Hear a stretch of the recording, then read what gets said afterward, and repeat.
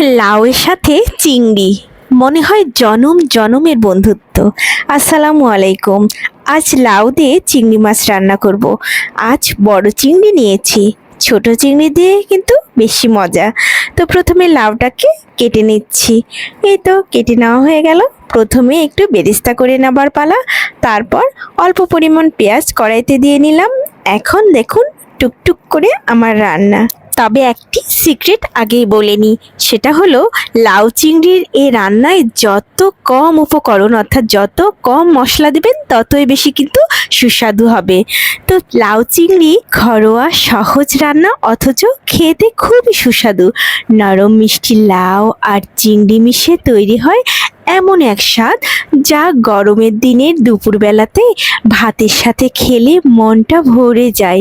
এই পদটি আমাদের গ্রাম বাংলার ঐতিহ্যবাহী রান্নার একটি দারুণ উদাহরণ, যেখানে অল্প উপকরণে তৈরি হয় ভরপুর স্বাদ। আমি এত কচি একটি লাউ নিয়েছি যে দেখেছো কষানোর আগেই কিন্তু একদম নেতিয়ে গেছে, প্রায় অর্ধেকটাই সেদ্ধ হয়ে গেছে। তো এই তো আমার রান্না শেষ।